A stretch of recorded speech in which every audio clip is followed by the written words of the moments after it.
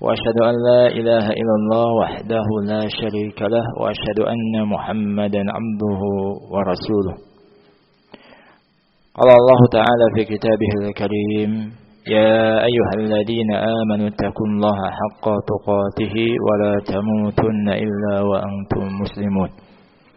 أما بعد، ikhwana fi din a'azzakumullah. Insyaallah kita lanjutkan pembahasan kitab Sahih Al-Bukhari. Pembahasan kita sampai pada bab as-siwak. Telah kita jelaskan bahwasannya kata siwak ini kadang-kadang yang dimaksud adalah benda yang digunakan untuk menggosok gigi, ya. Atau kadang-kadang dimutlakan dan yang dimaksudkan adalah perbuatannya, bersiwak. Nah, Syekh Ibnu Utsaimin rahimahullahu taala beliau menjelaskan bahwasannya siwak ini memiliki dua faedah sebagaimana disebutkan dalam hadis Nabi sallallahu alaihi wasallam, as-siwaku matharatun lil fam mardatun lirabb. Siwak itu membersihkan mulut dan mendatangkan keridhaan Allah Subhanahu wa taala. Ini di antara dua faedah dari bersiwak, ya, yaitu membersihkan mulut dan juga mendatangkan keridhaan Allah Subhanahu wa taala. Ada faedah yang sifatnya dunyawiyah, ada juga faedah yang berkaitan dengan diniyah, ya. Dengan siwak membersihkan mulut, membersihkan gigi, menghilangkan bau yang tidak sedap, menyehatkan gigi dan semisalnya. Nah, dan dengan siwak mendatangkan keridhaan Allah Subhanahu wa taala. Dikatakan siwak merupakan salah satu di antara sunnah Nabi sallallahu alaihi wasallam. Ya.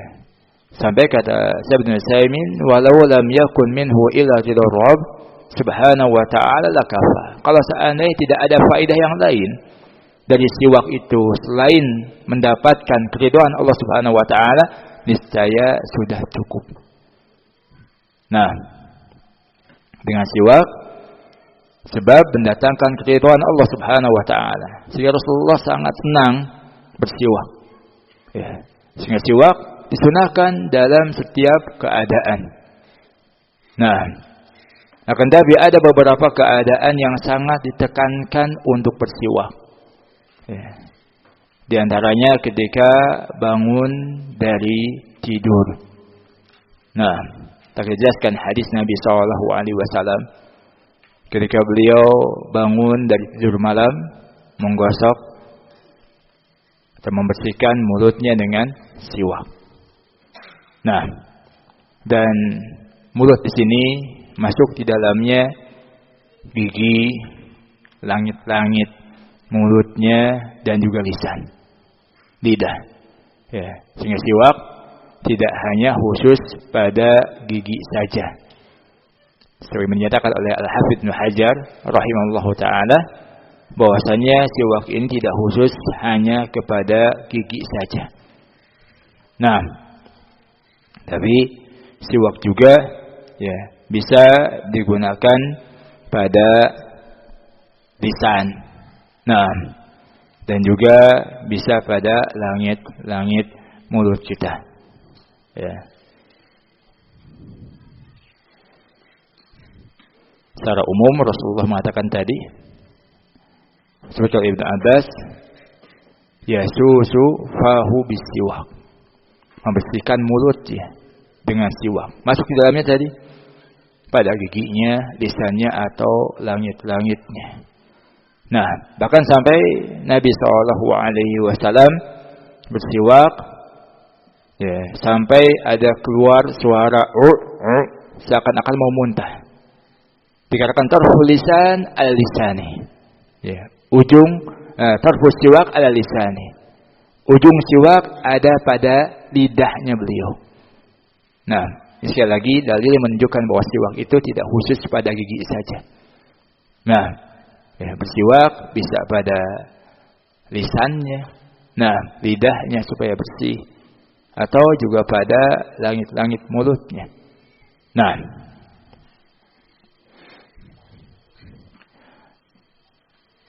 keadaan yang lain yang dihasung untuk bersiwak sangat ditekankan sekali ketika hendak berwudu. Nah, ketika hendak sholat, ya. Rasulullah mengatakan laula an asyqa ala ummati la amartuhum bisiwak inda kulli wudu wa fi riwayatin inda kulli shalah. Kalau seandainya tidak memberatkan kepada umatku, niscaya akan aku perintahkan mereka untuk bersiwak setiap hendak wudu.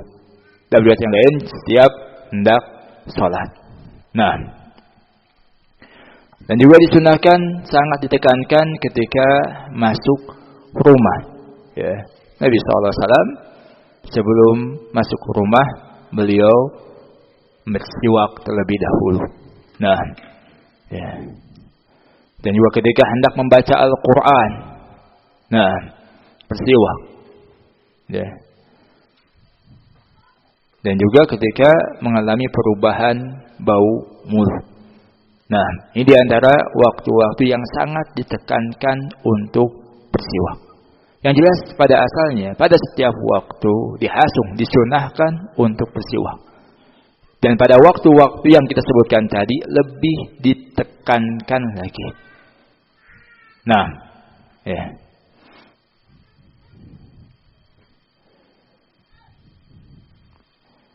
Tapi kita masuk pada bab yang ke-74. Qala Imam Al-Bukhari rahimahullahu taala, babu dab'i siwak ilal akbar. Bab memberikan siwak kepada orang yang lebih tua. Qala Imam Al-Bukhari rahimahullahu taala, wa qala Affan haddatsana Sakhr ibnu Juwairiyah an-Nafi' an ibni Umar, dari Nafi' dari Ibnu Umar, dari Abdullah bin Umar radhiyallahu taala anhu. Nah, anna Nabiy sallallahu alaihi wasallam qala, sesungguhnya Nabi sallallahu alaihi wasallam bersabda, arani atasawwaku bisiwak. Aku melihat diriku, sebagai mengatakan beliau bermimpi. Ya, dalam mimpinya melihat dirinya atasawwaku bisiwak. Bersiwak dengan suatu siwak. Faja'ani rajulani ahaduhuma akbaru minal akhar. Datang kepadaku dua orang laki-laki. Salah satu di antara keduanya lebih tua dibandingkan yang satunya lagi. Fanawaltu siwaka al-asghara minha. Aku berikan siwak kepada orang yang lebih muda dari kedua orang tersebut. Faqila li kabbir. Dikatakan kepadaku kabbir, dahulukan yang lebih tua. Ya. Dalam riwayat yang lain disebutkan yang berkata kepada Nabi SAW itu adalah Jibril alaihissalam. Nah, ya. Dalam mimpi tersebut Jibril mengatakan kabbir, dahulukan yang lebih tua. Fadafa'atuhu ilal akbari minhuma. Maka aku berikan siwak tersebut kepada orang yang lebih tua dari kedua orang tersebut. Nah, ya. Sekali lagi dalam riwayat yang lain disebutkan arani fil manam. Aku melihat diriku dalam mimpi. Nah, ya. Dalam riwayat Al-Ismaili ra'aitu fil manam. Aku melihat dalam mimpi. Ya. Sehingga hadis ini menyebutkan tentang mimpi Nabi sallallahu alaihi wasallam. Nah, dan mimpinya para nabi ya, itu merupakan wahyu dari Allah Subhanahu wa taala. Nah, ya, ru'yal anbiya wahyu. Mimpinya para nabi merupakan wahyu dari Allah Subhanahu wa taala.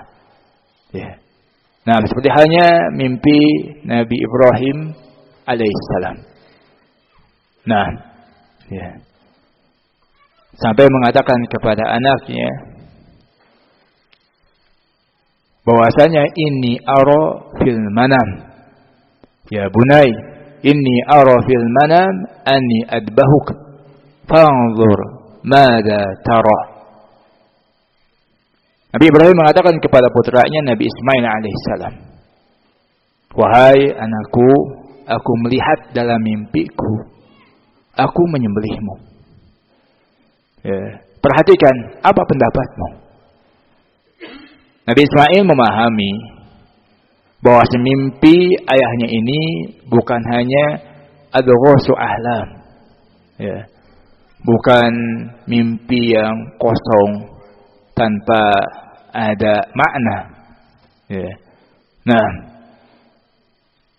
sehingga Ismail mengatakan, ya abati fa'al ma tu'mar satajiduni insyaallahu minas sabirin. Putranya Nabi Ismail memahami mimpinya bapaknya itu, yaitu Nabi Ibrahim, adalah wahyu dari Allah Subhanahu wa taala. Sehingga beliau mengatakan, wahai ayahanda, lakukanlah apa yang diperintahkan kepadamu. Engkau akan dapati aku termasuk di antara orang-orang yang bersabar. Nah, ya, asyahid yang menjadi pendalilan daripada ayat ini menunjukkan bahwasanya mimpi Nabi Ibrahim itu adalah wahyu dari Allah Subhanahu wa taala. Nah, ya. Begitupun mimpinya Nabi Yusuf alaihissalam. Nah, ya. Saya mengatakan inni ra'aitu ahada asyara kaukaba wasyamsa wal qamara ra'aituhu li sajidin.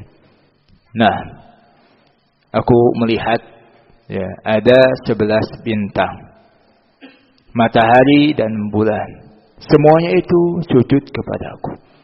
Ya, ini bukan mimpi yang kosong, tapi di dalamnya mengandung tafsir. Nah, ya, yang ma'ruf dalam surah Yusuf tentang kisah ini. Nah, begitupun dalam hadis yang kita bahas ini, Nabi SAW bermimpi, ya, bermimpi dalam mimpinya melihat dirinya sedang bersiwak. Nah, ya. Sekali ini menunjukkan bahwa Nabi SAW mencintai siwak, senang bersiwak. Ya. Sampai telah kita jelaskan tadi keutamaan siwak, selain membersihkan mulut, juga mendatangkan ridha Allah Subhanahu wa taala. Nah, dan juga banyak keadaan-keadaan di mana Nabi SAW sangat menghasung sekali untuk bersiwak. Menunjukkan Rasulullah ya cinta untuk bersiwak, senang untuk bersiwak. Ya.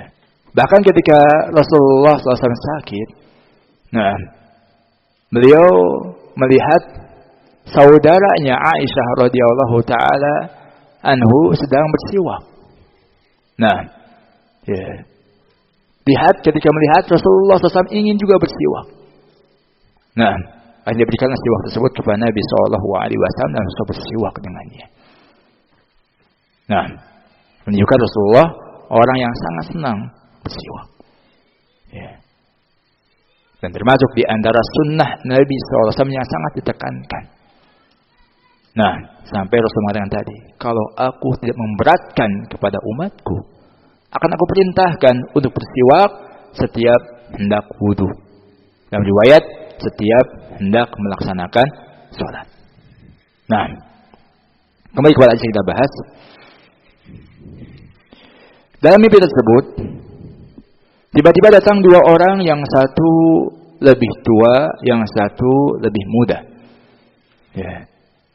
Kemudian Nabi SAW memberikan siwak tersebut kepada yang lebih muda. Ya. Ternyata dikatakan kepada beliau, Jibril dalam mimpi tersebut mengatakan kepada Nabi SAW, ya, untuk mendahulukan yang lebih tua. Maka akhirnya Nabi SAW pun, ya, memberikan siwak tersebut kepada yang lebih tua dari kedua orang tersebut. Nah, Syekh Ibnu Baz rahimahullahu taala, beliau mengatakan, daf'ul hadiyah ilal akbar hada huwa sunnah. Ya, memberikan hadiah kepada orang yang lebih tua ini merupakan sunnah. Wallahu a'lam. Idza lam yumkin tawzi'uha al-jami'. Kalau tidak memungkinkan membagikan hadiah-hadiah tersebut kepada seluruhnya. Ya, ada beberapa orang, nah, yang muda, yang tua, ya. Nah, ternyata hadiah yang kita miliki itu hanya cukup untuk satu orang saja. Nah, maka yang afdal, yang sunnah, diberikan hadiah tersebut kepada yang lebih tua. Nah, tapi kalau memungkinkan untuk dibagi-bagi, kata beliau, amma idza amkana tawzi'uha, ya, syara'a tawzi'aha al-jami', syari'a tawzi'uha al-jami'. Adapun apabila memungkinkan untuk membagikan kepada semuanya, maka disyariatkan untuk membagikan kepada semuanya. Nah, ya, kalau hadiahnya berupa uang, kata beliau, kama law kanat al-hadiyatu nuqudan aw faqihatan aw nahwa dzalika wa inda isnani la yutil akbar wa yatrukul asghar yu'tihima jami'an wa yabda'u bil akbar. Kalau seandainya punya hadiah berupa uang atau buah-buahan dan yang semisalnya, ada dua orang, maka tidak memberikan kepada yang lebih tua saja, kemudian yang mudanya ditinggalkan. Ya. Kalau memungkinkan beri keduanya, berikan kepada keduanya dan mulai pemberian tersebut kepada yang lebih tua. Ya. Nah, wa kada fi syarab yu'tihi man ala yaminihi. Bagaimana dalam minuman, berikan kepada orang yang berada di sebelah kanannya. Nah, ya, penjelasan dari Syekh Ibnu Baz rahimahullahu taala. Nah, yang mana tentunya kata Syekh Ibnu Utsaimin, al-kabir lahu maziyatu at-taqdim.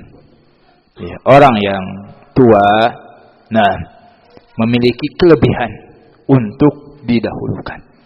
Ya, di antara dalilnya hadis yang kita bacakan tadi.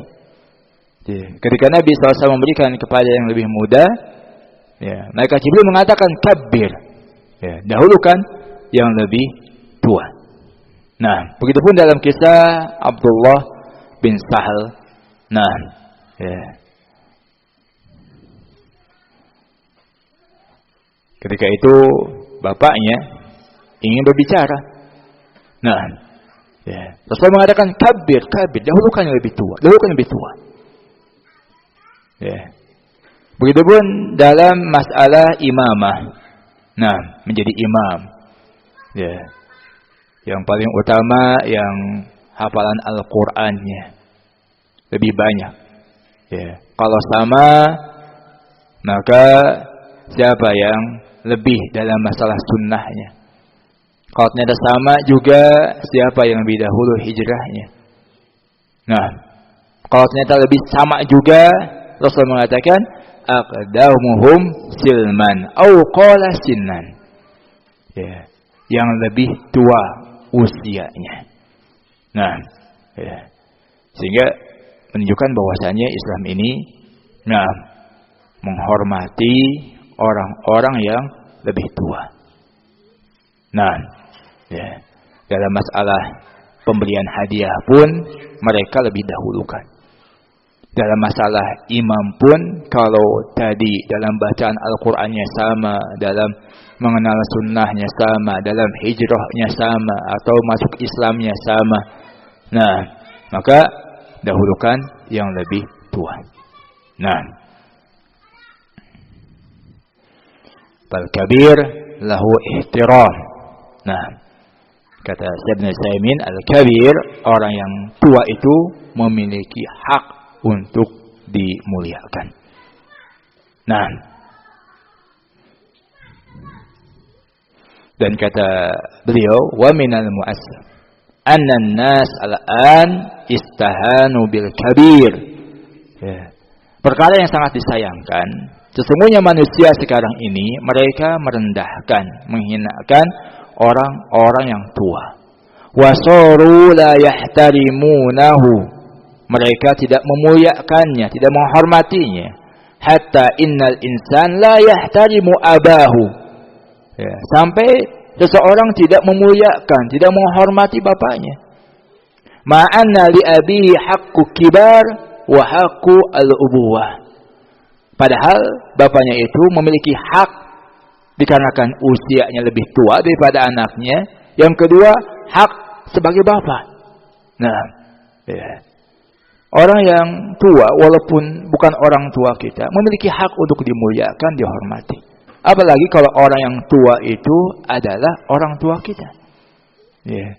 Ayah kita, ibu kita, maka haknya double. Ya. Hak sebagai orang yang lebih tua daripada kita.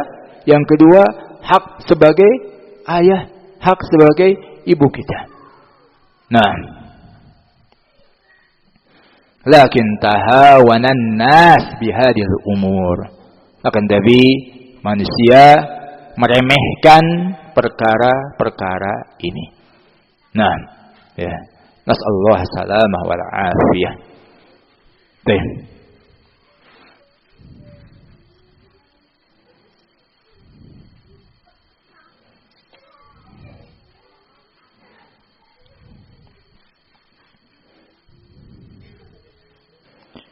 Dan juga hadis ini menunjukkan bahwasannya memberikan hadiah itu tidak mesti dengan nilai yang besar dan mahal.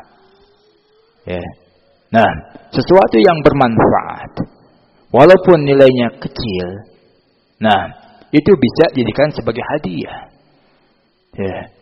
Sebagaimana Nabi SAW memberikan hadiah tadi berupa siwak. Ya. Siwak sesuatu yang kecil, harganya pun tidak mahal. Nah, tapi bermanfaat. Ya, bermanfaat.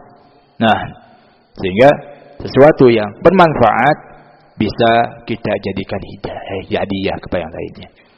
Nah, baik besar ataupun kecil. Ya. Nah,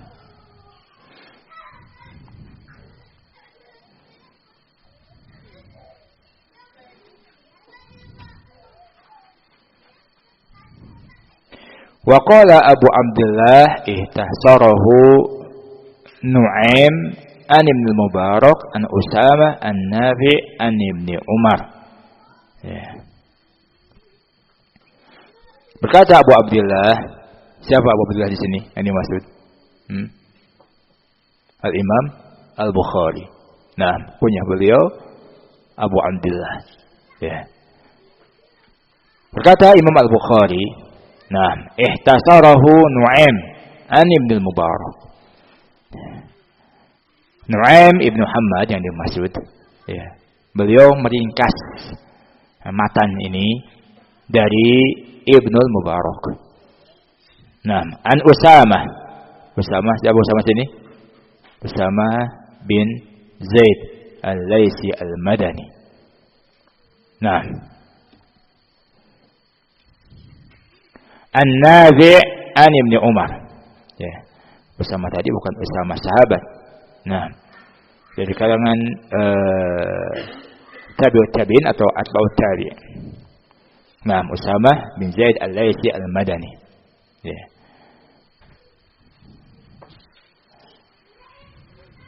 Dari Nafi', dari Ibnu Umar. Dari Nafi', dari Ibnu Umar. Nah,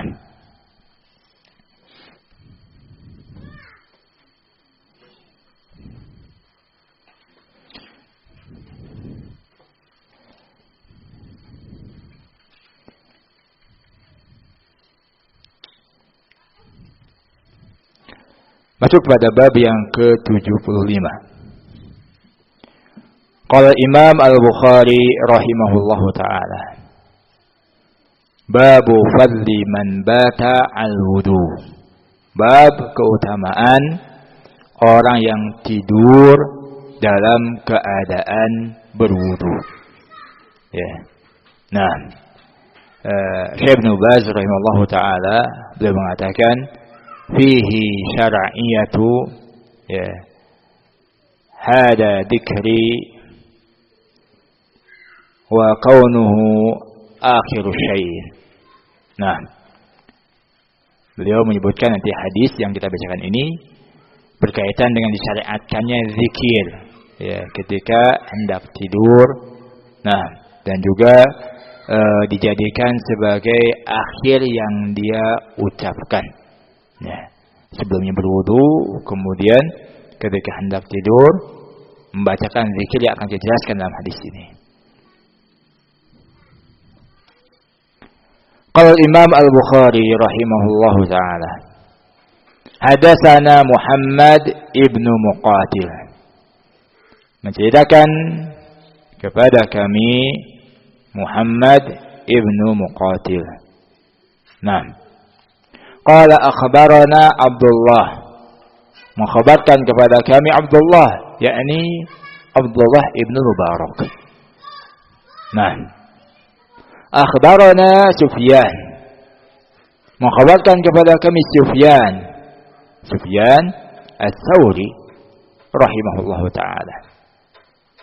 An Mansur, dari Mansur wa Ibn al-Mu'tamir.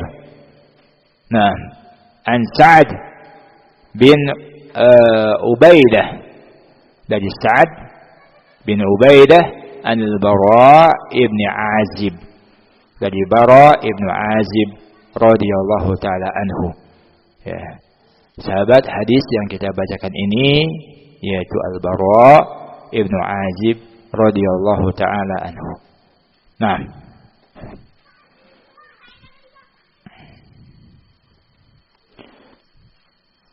qala Nabi sallallahu alaihi wasallam. Berkata Nabi sallallahu alaihi wasallam, "Idza ataita majja'aka fatawadda wudu'aka lis-shalah." Nah, jika engkau mendatangi tempat tidurmu, nah, maksudnya apabila engkau hendak tidur. Ya. Apabila engkau hendak tidur, maka wudulah seperti wudumu untuk melaksanakan sholat. Nah, ini menunjukkan tentang disunahkannya berwudu ketika hendak tidur. Ya. Summa taji ala sikikal aiman. Nah, kemudian berbaringlah pada sisi kanan badanmu. Ya. Ini pun menunjukkan disunahkan ketika kita tidur, ya. Nah, untuk menghadap pada sisi badan bagian kanan. Nah, sebelum kita menyebutkan doanya atau zikir ketika hendak tidur, ya, di sini menjelaskan tentang adab tidur. Di antara adab tidur, hendaklah seseorang tidur dalam keadaan thaharah, ya, dalam keadaan bersuci. Nah, kenapa dikarenakan orang yang tidur, nah, bisa jadi Allah Subhanahu wa taala mewafatkannya dalam keadaan dia sedang tidur. Nah, ya. Allah yatawaffal anfusa hina mautiha wallati lam tamut fi manafiha. Allah Subhanahu wa taala mewafatkan jiwa ketika waktu matinya. Dan orang yang lam tamut, yang tidak meninggal fi manamiha, dalam tidurnya. Ya, fa yumsiku allati qada 'alaiha al-maut wa yursilu ukhra ila ajalin musamma. Nah, maka Allah menahan orang yang telah tetapkan kematian kepadanya, dan Allah mengirimkan yang lainnya sampai pada waktu yang telah ditentukan. Ya. Nah, sehingga bisa jadi seseorang ketika tidur, dia tidak bangun-bangun lagi. Dalam artian Allah Subhanahu wa taala wafatkan dalam keadaan dia tidur. Ya. Sehingga selayaknya kita tidur dalam keadaan taharah. Dikarenakan kita tidak tahu dalam keadaan apa kita meninggal dunia. Kita tidak tahu di mana tempat kita meninggal dunia. Nah, sementara ketika tidur banyak kita dengan seseorang meninggal dalam keadaan sedang tidur. Nah, kadang-kadang seorang tidur, pagi-paginya dibangunkan, nggak bangun-bangun lagi. Nah, sehingga dihasung untuk dalam keadaan taharah ketika hendak tidur. Nah, begitu juga ada beberapa keadaan yang lain disunahkan untuk berwudu. Di antaranya ketika setelah menjimai istrinya kemudian hendak tidur. Ini lebih ditekankan lagi untuk dia bersuci. Nah, walaupun dia berwudu minimalnya. Nah, begitu juga ketika maaf saja dia sudah menjimai istrinya kemudian hendak menjimainya lagi. Disunahkan juga untuk berwudu terlebih dahulu. Nah, yang jelas berwudu telah kita jelaskan sebelumnya. Ada yang sifatnya wajib, ada yang sifatnya sunnah. Yang wajib ketika kita hendak melaksanakan sholat dalam keadaan kita berhadas, maka wajib kita berwudu.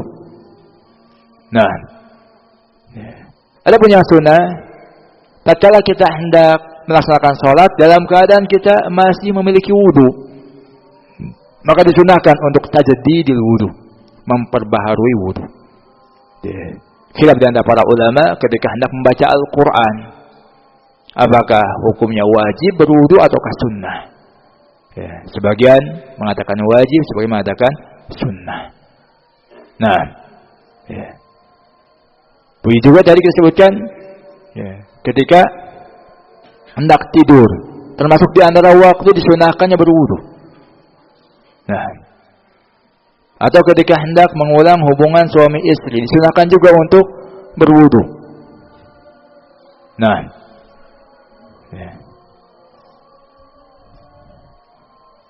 dan ada beberapa waktu yang lain disunahkan untuk berwudu. Nah, jadi antara adab ketika hendak tidur, kita disunahkan untuk berwudu terlebih dahulu, supaya tidurnya dalam keadaan suci. Nah, berwudu. Adapun setelah dia misalkan berbaring, apapun yang terjadi, misalkan batal lagi dan lain sebagainya, sudah cukup ketika dia hendak tidur, dia berwudu terlebih dahulu. Nah, walaupun dia berwudu ketika hendak tidur, bukan berarti ketika bangun tidur dalam keadaan dia suci. Kenapa? Dikarenakan tidur ini diantara perkara yang membatalkan wudu. Sehingga kalau dia bangun tidur, walaupun sebelum tidurnya dia berwudu, tetap ketika bangun tidur dia harus berwudu lagi ketika hendak melaksanakan sholat. Nah, hal yang lain dari hadis yang kita bacakan ini, anna sunnah al-ittija' ala sikil ayman.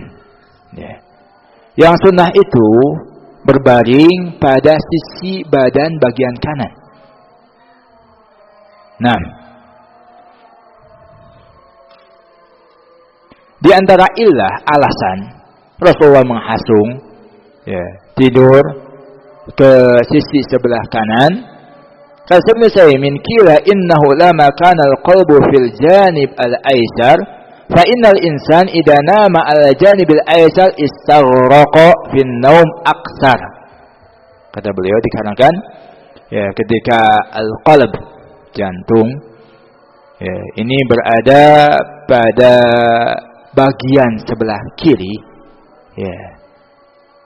Sehingga ketika seseorang tidur, nah di atas bagian sebelah kirinya ya, menghadap ke sebelah kiri ya, maka tidurnya akan lebih lelap.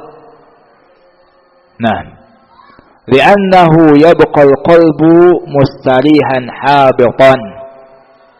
Ya, dikarenakan jantungnya itu nah beristirahat ya dan jatuh ya sebelah kiri. Nah, wa idza nama ala janibil ayman ta'allaqal qalbu fasara dalika ada'a listiqadihi bisur'ah. Dan apabila dia tidur pada bagian yang kanan, maka jantungnya ini menggantung.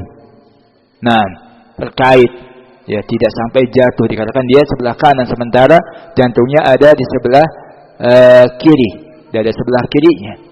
Nah, sehingga yang demikian itu lebih menghasung untuk bangun cepat. Nah, ya.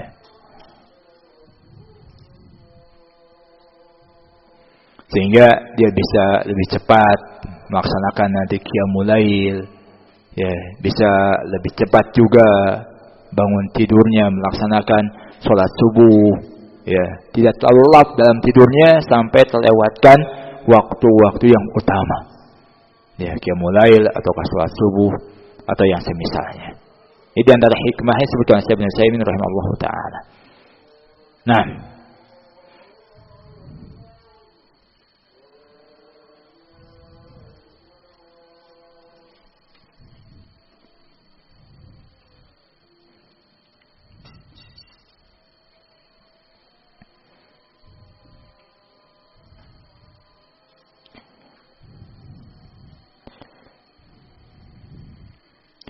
ini diantara adab ketika hendak tidur. Walaupun tadi bukan sifatnya wajib. Ya, kadang-kadang mungkin sebagian orang sedang sakit.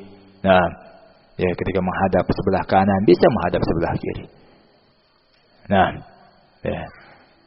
Bukan diantara anjuran Nabi SAW.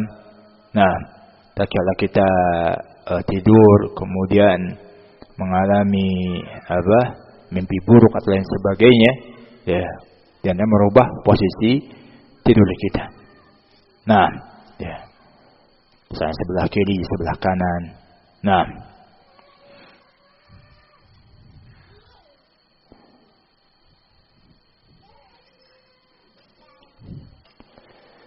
kemudian setelah itu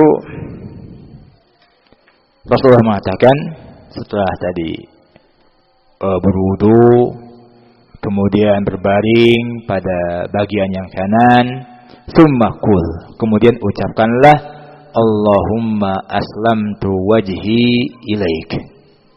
Nah, ya Allah, aku serahkan wajahku ini kepadamu.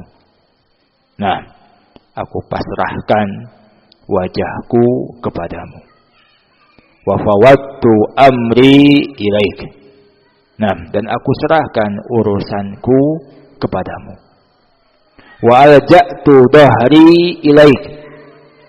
Aku sandarkan punggungku kepadamu. Raghbatan wa rahbatan ilaik. Ya, dengan perasaan senang dan takut kepadamu.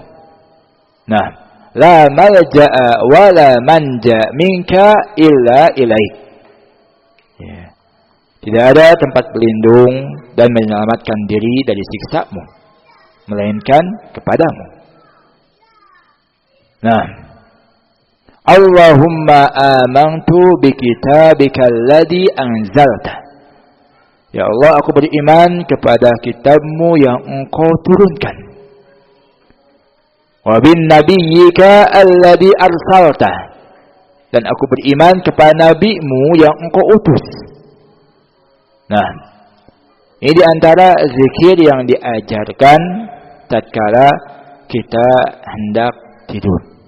Nah, ya, Allahumma aslamtu wajhi ilaik wa fawwadtu amri ilaik wa laja'tu dhahri ilaik raghbatan wa rahbatan ilaik la malja'a wa la manja minka ila ilaik.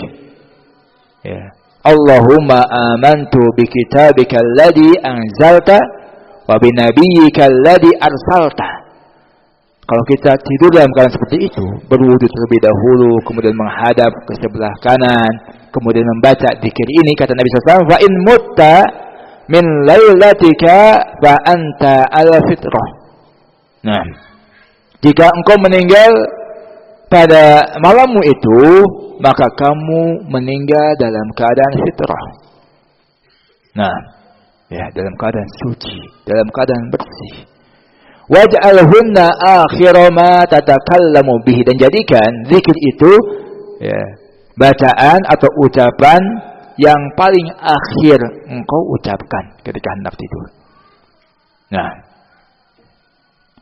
qala faradattuha ala nabi sallallahu alaihi wasallam. Nah, Bara bin Azib mengatakan, maka aku ulang-ulang doa tersebut di hadapan Nabi sallallahu alaihi wasallam. Ya, falamma balagtu, ya, sampai pada suatu kalimat, Allahumma amantu bi kitabika alladhi anzalta. Nah, ya Allah, aku beriman kepada kitabmu yang engkau turunkan. Nah, qultu, aku ucapkan, wa rasulika. Nah, dan kepada rasulmu. Ya. Ketika mendengar ucapan ini, qala, Rasulullah mengatakan, la wa nabiyyika alladhi arsalta. Dan aku beriman kepada nabimu yang engkau utus. Nah, ya, Bara bin Azib ketika mengatakan, nah, Allahumma amantu bi kitabika alladhi anzalta wa rasulika. Jadi ingatkan oleh Nabi, tidak. Akan Nabi kau ucapkan sesuai dengan yang diajarkan tadi, yaitu wa nabiyyika alladhi arsalta, dan beriman kepada nabimu yang engkau utus, ya Allah. Baik, akan dijelaskan nanti insyaallah makna dari zikir yang disyariatkan ini ketika hendak tidur. Yang intinya, ya, zikir ini menunjukkan ketawakalan yang luar biasa kepada Allah Subhanahu wa taala. Ya, menyerahkan urusan semuanya kepada Allah Subhanahu wa taala. Nah, ya, di antara kalimat-kalimat yang menunjukkan ketawakalan yang sangat besar kepada Allah Subhanahu wa taala. Nah, tayyibillahun alhamdulillah. Insyaallah kita lanjutkan pada pertemuan yang lain. Subhanakallahumma bihamdik, asyhadu an la ilaha illa anta, astaghfiruka wa atubu ilaik. Assalamualaikum warahmatullahi wabarakatuh.